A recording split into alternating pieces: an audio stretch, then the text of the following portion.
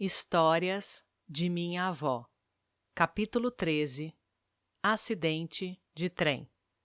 Levem suas carruagens para perto da escola. Os oradores estarão junto à janela aberta, de modo que as pessoas do lado de fora possam ouvir. Os ministros estavam orientando o trânsito. A pequena escola de Locke, Michigan, estava superlotada, com gente do lado de fora da porta. Muitas pessoas estavam sentadas em suas carroças. Outras, que haviam vindo a cavalo, se sentaram na grama. Todas estavam ansiosas por ouvir o que os pregadores adventistas tinham a dizer. John Loughborough, Merritt Cornell e seus avós estavam cumprindo um itinerário de pregações pelo estado de Michigan, onde os pastores Bates e Cornell haviam estabelecido vários grupos de observadores do sábado. Como o anúncio das reuniões havia sido publicado na Review, os pregadores precisavam cumprir seus compromissos pontualmente. A fim de consegui-lo, precisavam separar-se às vezes, para poderem assumir compromissos em lugares diferentes. Sempre que possível, viajavam de trem ou navio a vapor. Mas como havia poucas estradas de ferro na época, boa parte das viagens ainda era feita em diligências ou carruagens. Para chegar a Locke, os pastores Loughborough e Cornell tiveram de viajar 80 quilômetros de carroça em estradas acidentadas. Para entender por que tiveram de usar uma resistente carroça de fazenda em lugar de uma carruagem mais confortável, leiamos a descrição que Arthur Spalding faz dessas estradas feitas com toras de madeira. Para tornar firme a estrada, os construtores costumavam colocar toras de madeira atravessadas, bem próximas umas das outras. Sobre elas, colocavam terra e barro dos pântanos. Era chamada de estrada cotelê, mas no clima úmido, boa parte dessa terra era carregada e levada embora pela chuva, deixando grandes valas e buracos entre as toras. Às vezes, uma tora fraca se desgastava, deixando o buraco ainda maior. O povo chamava esses buracos de obrigado madame. Era uma forma alegre de enfrentá-los. Ao viajarem pela acidentada estrada cotelê numa carroça, trepidavam, saculejavam e balançavam até que seus ossos estalassem e os dentes rangessem. E então, em lugar de queixar-se e reclamar, sorriam e murmuravam prazenteiramente. Obrigado, madame, como se a estrada lhes tivesse feito algum favor. Pioneer Stories, páginas 217 e 218. Na segunda-feira, após a reunião, os ministros partiram.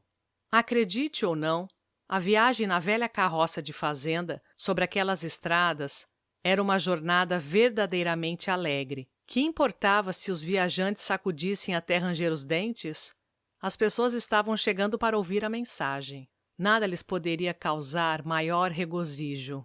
Mas o que vamos fazer com os lugares nos quais pregamos? Perguntou o pastor Cornell.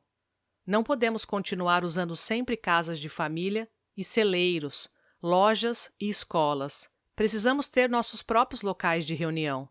Por que não podemos usar uma tenda? Lembra-se daquelas tendas que foram usadas durante as reuniões campais do Advento em 1844?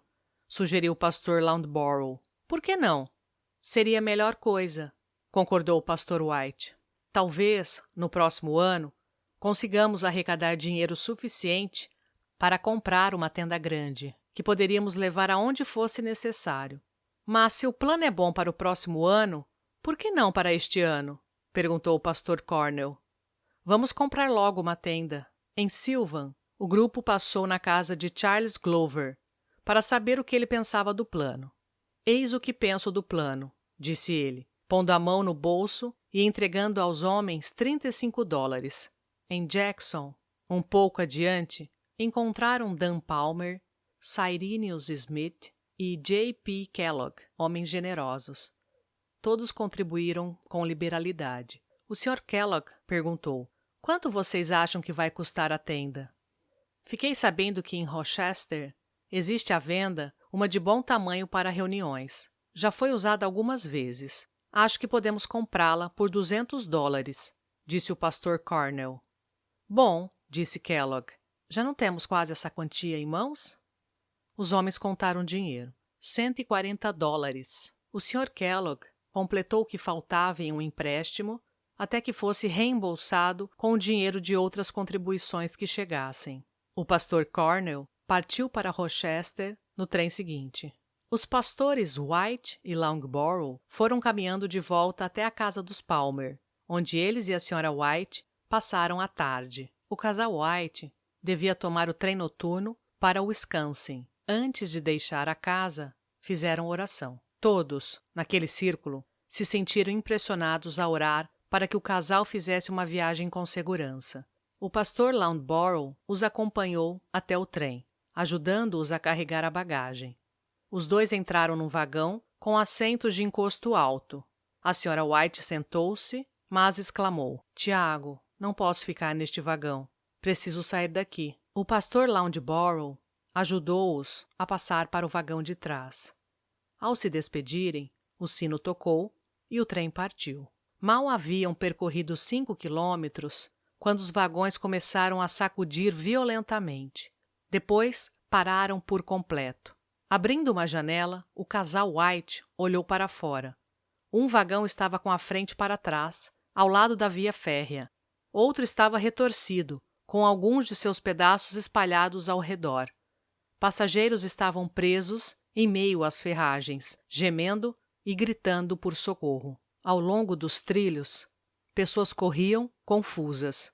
Os condutores juntaram pedaços do vagão acidentado e fizeram uma fogueira para alertar o outro trem de passageiros que deveria passar por ali dentro de poucos minutos. Tiago White segurou sua esposa e levou-a através de um terreno pantanoso até uma estradinha rural. Seguindo pela estradinha por 1 quilômetro, chegaram a uma casa e contaram aos moradores o que havia acontecido. Rapidamente, o agricultor arreou um cavalo, mandou um mensageiro a Jackson pedindo a presença de médicos. O pastor White foi com o mensageiro, deixando sua esposa na casa. Na cidade, Tiago foi à casa de Cyrenius Smith. Na manhã seguinte, o Sr. Smith enviou um grupo com Tiago para trazer Ellen para a casa da família Smith. Após o desjejum, voltaram à cena do desastre e souberam a causa. Um enorme boi se havia deitado sobre a linha férrea. A locomotiva o atingiu e saiu dos trilhos. Correu pelo barranco, atingindo o tronco de um imenso carvalho e se atravessando sobre os trilhos. Os vagões de trás, pela velocidade em que vinham, empilharam-se sobre a locomotiva. Vários passageiros ficaram gravemente feridos e 4 morreram. O vagão no qual Tiago e Ellen haviam entrado primeiro estava retorcido. Uma extremidade se erguia acima do monte de ferragens. Voltaram para olhar o vagão no qual viajavam. Estava separado dos outros, sozinho, a cerca de uns 30 metros do que lhe ficava à frente. Como fora que aquele vagão se havia desengatado dos outros? Quando fizeram a pergunta a um dos condutores, ele não soube responder. Só disse: "É um completo mistério como esse vagão se separou dos outros à sua frente." O grande pino, com sua corrente, jazia inteiro sobre a plataforma do vagão que o casal White ocupara, exatamente como se alguém o tivesse desprendido e deixado ali. Nenhum dos guarda-freios pôde dar uma explicação. Mas para Tiago e Ellen White não havia mistério. Tiveram certeza de que Deus lhes havia respondido às orações, enviando um anjo para desengatar o vagão. Não havia outra resposta. Sua caixa de livros e folhetos, a serem distribuídos na reunião em Wisconsin, tampouco sofrera danos.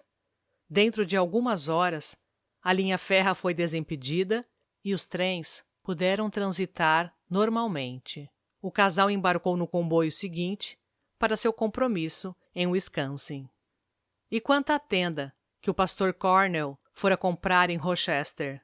3 semanas após aquela reunião de domingo em Locke, a tenda foi armada num terreno em Battle Creek, equipada com bancos, plataforma e púlpito, pronto para ser usada pelos jovens pregadores Loughborough e Cornell. A partir de então, as igrejas de lona se tornaram cada vez mais comuns no evangelismo adventista. Quando a neve do inverno derretia, os mensageiros saíam para dirigir reuniões. Geralmente, pregavam 4 ou 5 noites num lugar.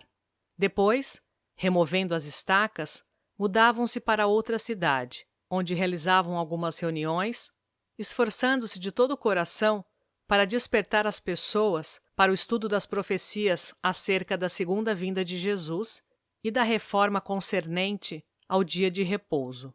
Distribuíam centenas de folhetos e anotavam os nomes de todos os que desejavam receber a review ou o instructor. Poucas semanas depois que o casal White voltou para Rochester, outro bebê chegou para fazer parte da família. Recebeu o nome de William Clarence. Agora havia 3 meninos em casa. Anna, irmã da Sra. White, morava com eles e ajudava no trabalho do escritório. Não havia nada que tia Anna gostasse mais do que segurar o pequeno Willie, mas ela estava tuberculosa. Ellen sabia que não era seguro deixar o bebê com ela. Como poderia tirar Willie dos braços de Anna sem ferir-lhes os sentimentos? Um dia, encontrando Anna com o bebê nos braços, Ellen dissimuladamente deu um beliscão em Willie. No mesmo instante, o bebê gritou. Acho que ele quer a mamãe, disse Ellen. Sim, acho que é isso, concordou Anna, entregando-lhe o bebê. A jovem mãe pegou Willie nos braços da tia Anna e alegremente levou-o para outro quarto. Embora o truque se repetisse algumas vezes, Anna nunca desconfiou.